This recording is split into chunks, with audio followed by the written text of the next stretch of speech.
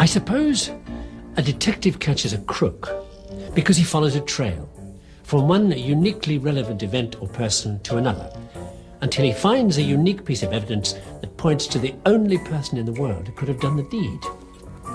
And strangely enough, the story I'm about to tell you about why modern detectives are able to do that at all follows exactly the same kind of trail from one unique character to another through history.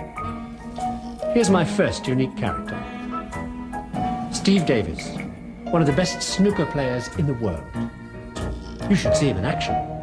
In fact, why don't you?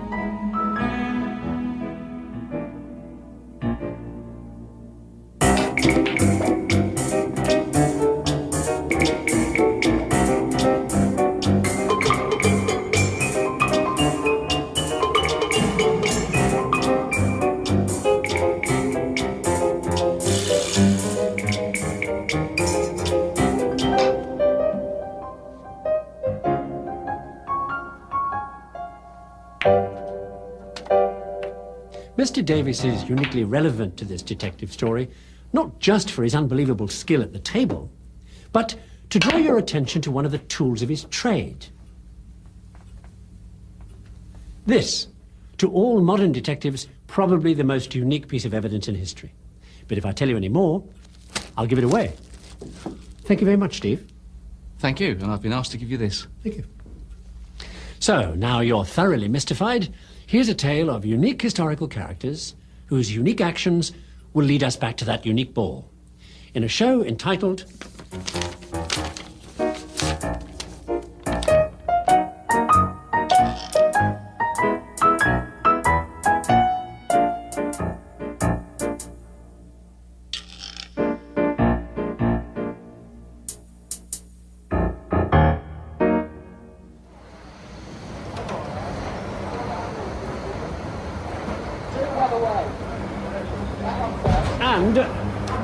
Speaking of individuals, I don't suppose there's ever been an individual quite like the one we call Renaissance man.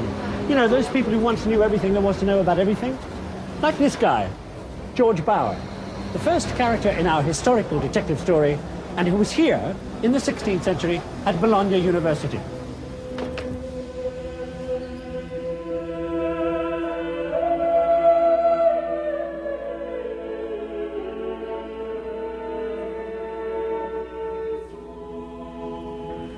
George Bower was really quite a guy. He taught Greek, then Latin, then grammar. Then he went into physics, then chemistry, then linguistics, and then publishing. And then, in the middle of the 16th century, he came here, to northern Italy, to the best university in Europe, because he'd finally decided what he really wanted to be.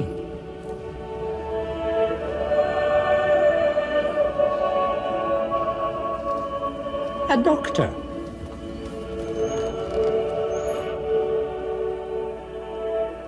This place had all the latest anatomy techniques and stuff, and the classes were jammed. Anyway, George finishes the course, and in time goes off to become a GP in a mining town in what would now be the Czech Republic, where he promptly writes a multi-volume reference book. But not about medicine, about mining, of course. After all, George is a unique Renaissance man, so mining is just another string to his bow. The book covered everything from surface operations all the way down to the bottom of a mine and anything you might do on the way. Ore crushing, smelting, tunneling, ventilating. The illustrated manual of all a miner needed to know. Or rather, anybody interested in buying a mine needed to know. The first example in history of a technological bestseller. And our second piece of evidence. Now, if you bought a mine that George's assaying techniques showed was full of what you particularly wanted, I mean really valuable stuff like copper, then as a financial investor you would know in advance that things financial were going to go with a bang.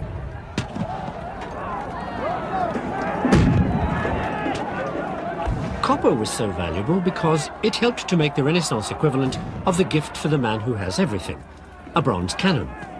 Because what you had to have in the 16th century, if you were a new nation, an ambitious king, a bunch of world explorers, or fighting the Pope, which describes the countries of Europe one way or another at the time, what you absolutely had to have was firepower. Everybody was doing it. Hardly a 16th century week went by without a war somewhere. All made that bit easier thanks to the unique talents of George Bower. Now, the only fly in the ointment for cannon-firing princes and such was that fighting battles back then wasn't like it is today. There was no such thing as a regular army, which gave them a particularly inconvenient problem. They couldn't get hold of money when they needed it, to pay their mercenary troops when they wanted it, which was always yesterday, because there were no banks. Well, not banks we'd call banks. And even if you did find somebody with a bit of cash to help you out, the interest rates could be 30%. But as one famous mercenary said to Louis XIII, to go to war, you only need three things: money, money, and money. Buenos dias. Kings, of course, weren't stony broke. They just had cash flow problems. By the time you'd collected your annual taxes, tithes, rents, revenues, or whatever, your mercenaries had hightailed it to work for somebody who could pay them regularly every Friday evening. And all armies were mercenaries. Which is why the royals back then were up to here in hock to the next character in our detective story. Anton Fugger. Because he lent money to everybody from Russia to here in Hispaniola. In this case, to the particular royal who owned that palace down there at the end of the street. Nice piece of property, isn't it? Well, Hispaniola was the Caribbean headquarters for the conquest of America. But not even that would turn out to be enough to make up for the monetary miscalculations of this royal borrower. Because what was going on between him and Anton Fugger needed more collateral than even he had at the end of the day. Because nobody ever burnt the financial candle at both ends, quite like this chap. Charles V of Spain, Europe, and the New World, who was uniquely bankrupt. See, Charles hocked his entire income from Hispaniola, Spain, Naples, Sicily, Holland, and Austria, so as to borrow a fortune from the Fuggers, so as to bribe everybody in sight, kings and archbishops mostly, so as to vote him rather than the other candidate for the job, the King of France, the position of Holy Roman Emperor. Now, Charles wasn't poor, but not even all the boatloads of Inca gold and silver coming through this palace in Hispaniola on its way back to Europe was enough for that kind of debt. So, finally, he kind of declared bankruptcy. And the Fuggers went out of business. And so did Charles, leaving his son, Philip II, with the royal crest, the royal crown, and a royal financial pain. Phil, a chip off the old block, tried solving the problem in the traditional manner by invading someone. Picked the wrong person to do it to, though. A uniquely talented woman called Queen Elizabeth of England.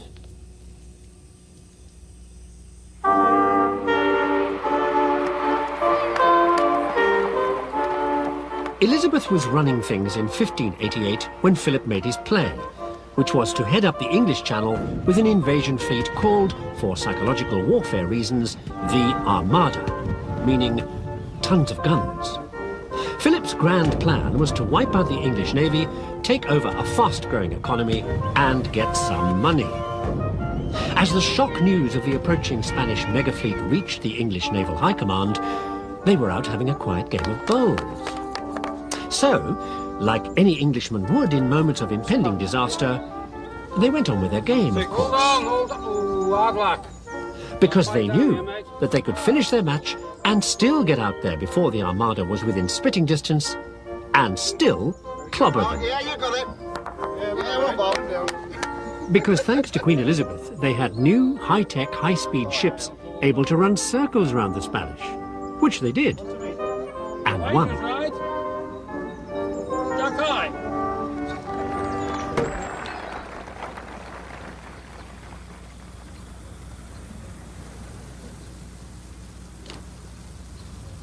Cheers. But the Armada had given the English a kind of scare you don't forget. So by the mid-17th century, they, and then everybody else, were into building really big ships. I mean, one of those monsters took 1,000 oak trees.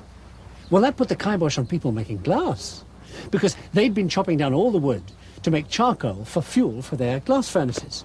Well, they got out of wood pretty quick, and turned to coal for fuel, and a new kind of glass for the big new building boom. Because by the late 17th century, there were new housing starts all over Europe. The particular one I happen to be at right now is just the biggest one of all.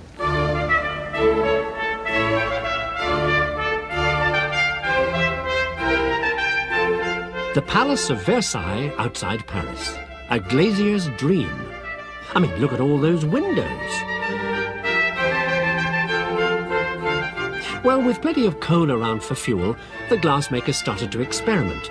And in 1674, an Englishman called Ravenscroft put powdered flint and lead oxide into his glass and got stuff so transparent, you could read a newspaper through it. New thing at the time, that, newspapers. And clear glass, of course. A year later, a Frenchman called Nehu came up with a way of making big slabs of it, thus inventing plate glass. As it happens, the factory he ran in 1688 still produces glass today, Saint-Gobain. Another clue in our detective story. Anyway, after windows, plate glass got used for the one thing that makes any room bigger and brighter. Not surprisingly, in a world filled with candles, it got used for mirrors.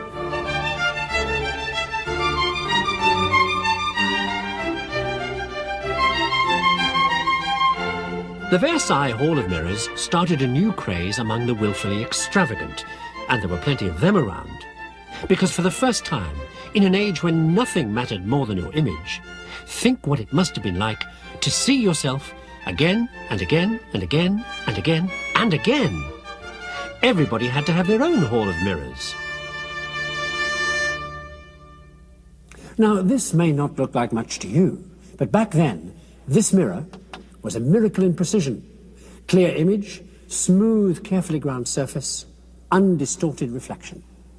Just what you needed if you were one of two people. The fellow who paid for all this, Louis XIV, the egomaniac whose glory is reflected here and who called himself the Sun King, and the next character in our historical detective story, an English precision freak called James Hadley, who put two new precision mirrors on a navigation instrument he invented called a sextant. Line up the horizon through the telescope on the half-silvered mirror. With the top mirror, move the image of a star so it's superimposed on the horizon in the half-silvered mirror. Read the angle off the bottom scale. Then do the same again with another star. Then your star tables will tell you where on Earth you would have to be to get those two stars at those two angles. So now you know where your ship is. So, now you know that fact, you can try another trick. Check your distance from an onshore headland, turn the sextant flat and measure the horizontal angle to the next headland. Basic geometry will then tell you how far apart those headlands are. This was the technique used in the 1770s by a couple of surveyors from the Royal American Regiment called De Bar and Holland. They mapped the east coast of America for the British. The reason we paid somebody to map America was because we owned it. And besides, we needed the charts so that our ships could get over there with guns and soldiers and supplies to fight the American revolutionaries. Unfortunately, by the time the charts were ready, we'd lost the war. Still, De Bar and Holland did teach Captain Cook, who then went off and found Australia and New Zealand for us. Win some, lose some. Which left only one problem: heights. There still weren't any on maps yet. Until the next character in our detective story. This chap. Over there. His name was Saussure, and he lived here in Switzerland, and he was unique. Uniquely obsessed by Mont Blanc.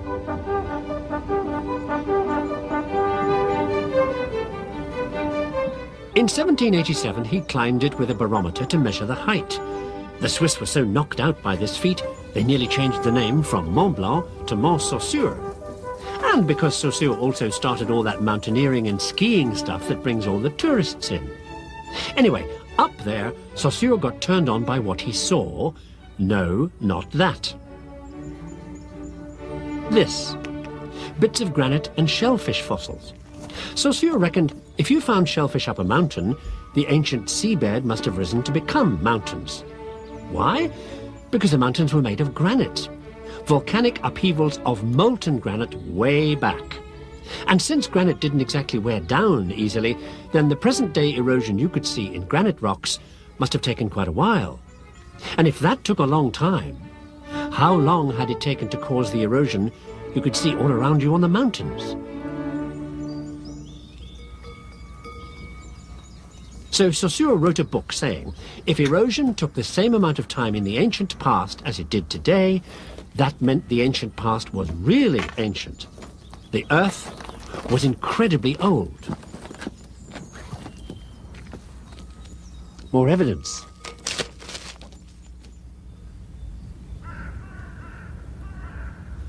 Well, I don't have to tell you where that would lead.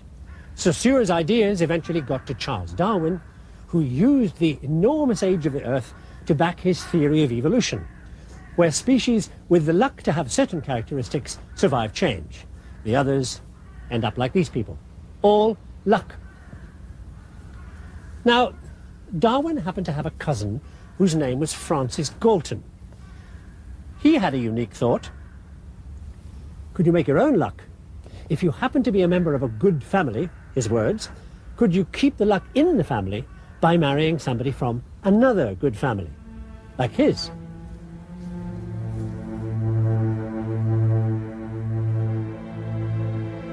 Galton studied funeral records and death certificates and came to the conclusion that the data backed him up.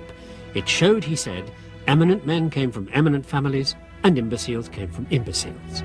He called his theory eugenics, set up a professorship in it, and became the darling of the new thinkers, especially those writing American immigration quota laws in 1924 who used eugenics to keep out what were called undesirables. In 1934, the Nazis used Galton's sincere attempt to discover why people were different to give spurious credentials to their policies on racial purity. Poor old Galton would have turned in his grave. I said at the beginning that this detective story would involve a series of unique people, which now, of course, includes you and me. Because as Francis Galton was trying to point out, we're all unique. Each of us has a unique mix of genetic inheritance, which is why Galton's work resulted in something else, much more important than just his book about good breeding. Galton was trying to pinpoint the way in which we're all different, and he found it in a code he thought up. It's a code that tells how you are uniquely you, and that would also identify these detective story clues I've picked up as we went along, and prove that I was there just now. In Bologna University, at that bank in Hispaniola, up the mountain with Saussure, and at the Palace of Versailles, because my version of the code is all over these clues. Here's the code. The code describes a different pattern everybody has. Some bits of the pattern are identified by a pair of letters. Other bits are given a number. Take a look at one particular bit of detail. This number, 9. It's the number of times my pattern crosses a reference line from one feature in the pattern to another. In my case, the pattern crosses the reference line 9 times. So, with Galton's code, you can identify my unique patterns in any one of these. my fingerprint. That's what Galton invented at the turn of the century, fingerprinting. The number of possible pattern variations and the number of possible fingerprint ridges crossing that reference line on any single print means that the chances of you and anybody else having the same set of fingerprints is 1 in 10 trillion. And that's the end of the story. Because in 1902, for the first time ever, Scotland Yard used fingerprints to catch a petty criminal called Harry Jackson. And you know how they knew who done it? Remember this? The fingerprints at the scene of crime matched the fingerprints they found all over the stuff he'd stolen. A set of billiard balls. Case closed.